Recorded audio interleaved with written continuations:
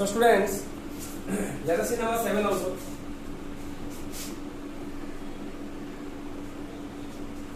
Number 7. So why is axiom 5 in the list of Euclid's axiom considered a universal truth? Why? Why is it considered a universal truth? Axiom 5. What was the axiom 5? The whole is greater than the part. The whole is greater than the part. Why is it considered a universal truth? Axiom 5.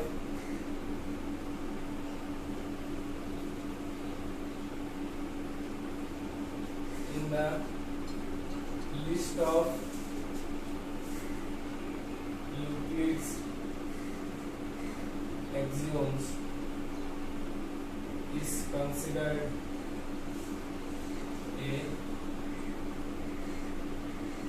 universal truth. Because why is it considered a universal truth? Because it is true for anything in any part of the world.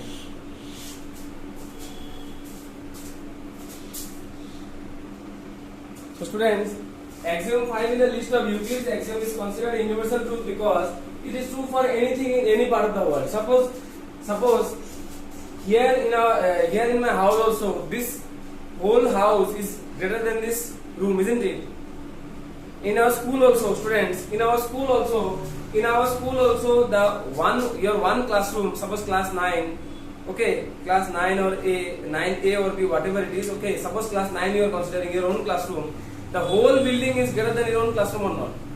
The whole building is greater than your own classroom, isn't it? So therefore you see, if you go in America in any other school, or in suppose your Brazil you go, or suppose in England you go, wherever you go, okay, wherever in any part of the world you go, and there you find out a school building, there also the full school building will be greater than the one class or not.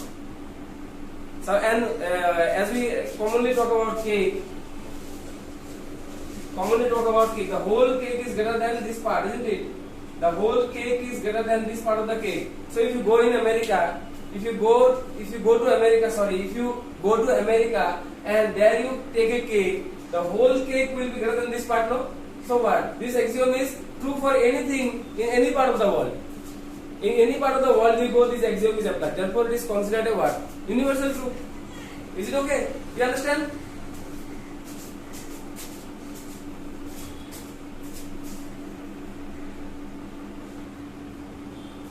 So students, next let us start exercise 5.2. Exercise 5.2. So how would you rewrite Euclid's fifth postulate so that it would be easier to understand? How would you rewrite Euclid's fifth postulate so that it would be easier to understand? Okay. So how would you do that? So let us write in our own way. Okay. If a transversal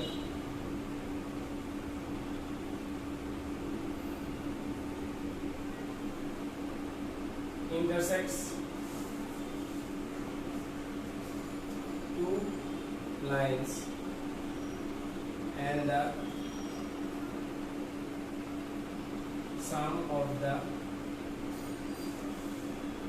interior angles on one side of the transversal. The sum of the interior angles on one side of the transversal is less than 180 degree. Then the two lines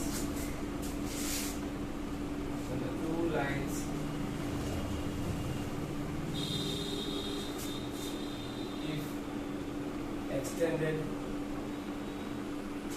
on this side of the transversal, extended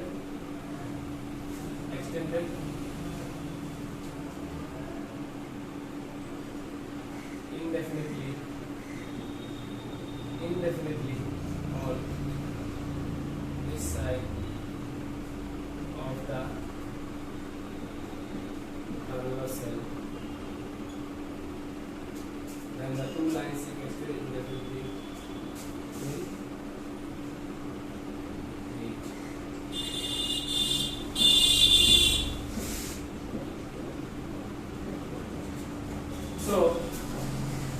So let us see, students.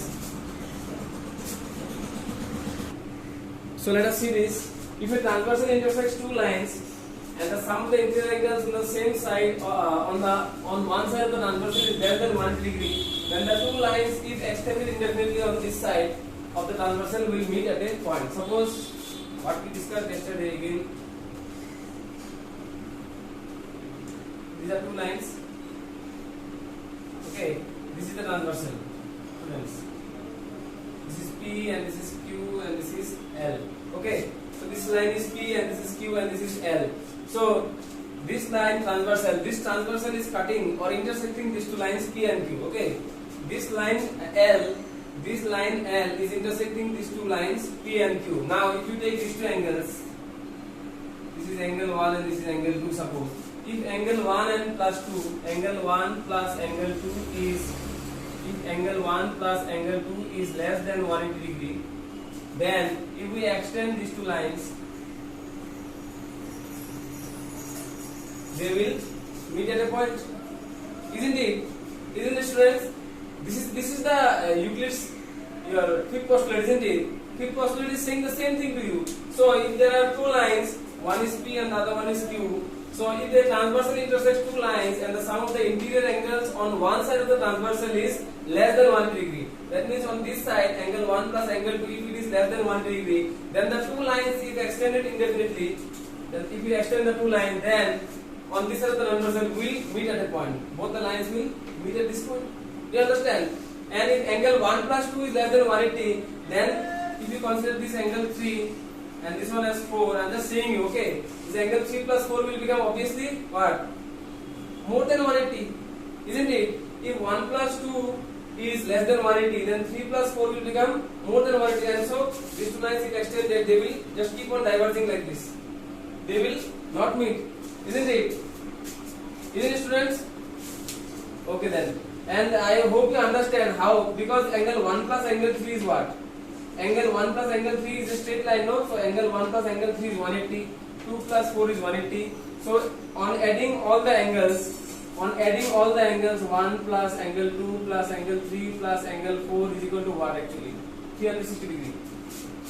Because 1 plus 3 is how much? Okay, let me show you something. Angle 1 plus angle 3 is equal to 180. And angle 2 plus angle 4 is equal to 180, isn't it? See here, angle 1 plus 3, students, angle 1 plus angle 3 is how much? 180 degree.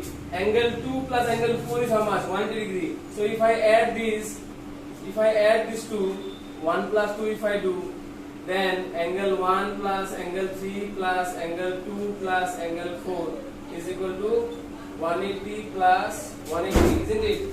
180 plus 180. Now, if I take angle 1 plus angle 2 together and angle 3 plus angle 4 together, then that is equal to become 360. Now you think, suppose angle 1 plus angle 2.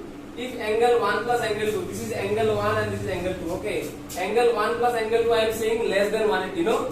Students, I am saying that angle 1 plus angle 2 is less than 180. Angle 1 plus angle 2, if it is less than 180, then it will be how much? 170, suppose.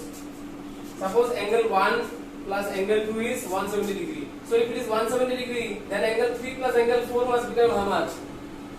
190 degree. It must become more than 180, because otherwise on adding this part and this part, it should become how much? 360 degree now, students. You see 1 plus 3 plus 2 plus 4 is 180 plus 180, that means 360, no? 1 and 2 we added, isn't it? See here, 1 plus 3, angle 1 plus angle 3, so this becomes a straight line, no? Linear path, you got no last year? So 1 plus 3 is 180, and again angle 2 plus 4 is also equal to 180. So 1 plus 2 we are adding. So this part and this part we are adding, and 180 plus 180 is how much? 360. This part, whatever I am explaining, is not part of this answer. Okay, students, this answer, this answer explanation is here only completed. Okay, but how? But some of you may be thinking, if 1 plus 2 is less than 180, then how 3 plus 4 is more than 180? Some of you may be thinking at home, if Sir is saying 1 plus 2 is less than 180, then how 3 plus 4 is becoming more than 180? Visibly, it is understandable from the diagram only, but I am still showing you. There. Okay. So 1 plus 3 is 180. Angle 1 plus 3 is 180 because 1 plus 3 is making a straight line, and 2 plus 4 is also 180 degree because 2 plus 4 is also making a straight line. So 1 plus 2 I am adding, this part and this part will be added, and 180 plus 180 will become 360. Now I am taking 1 and 2 together. This angle 1 and 2. From here angle 1 and here angle 2 I am taking, and angle 3 and angle 4 I am taking. So if I am saying that angle 1 and 2 is less than 180, isn't it? If angle 1 and angle 2 is less than 180, then only the straight line will become like this. The two lines will be, no? It will converge at a point. The two lines will converge at a point, isn't it? So if angle 1 plus 2 is 170 degree, then angle 3 plus 4 must become more than 180, because otherwise, if you with 170 what you must add to get 360, because the whole sum must become how much? 360, no? So with 170 what you must add? 190. So therefore, if 1 plus 2 is less than 180, then angle 3 plus 4 must become more than 180. Understood, students? So this is a separate explanation, and this part is still only till this diagrammatic explanation, whatever I said, that much only is enough. This part is not required. Okay, this part is extra. This part and this is also not required here. So what I said is, if a transversal intersects two lines, the sum of the interior angles on the same side of the transversal is yes, and the sum of the interior angles on the same side of the transversal is less than 180, then the two lines, if extended indefinitely on this side of the transversal, will meet at a point. That means if two lines are there and the transversal is intersecting, and angle 1 plus angle 2 is less than 180, then on this side, if you extend these two lines indefinitely, will meet at a point. This is what is said in the Euclid's fifth postulate, written in my own words. Okay, so students, this was only for today. Study properly and give your best. Okay, so whatever I am discussing, practice them at home, and note everything in your classroom copy. Okay, thank you. Have a nice day.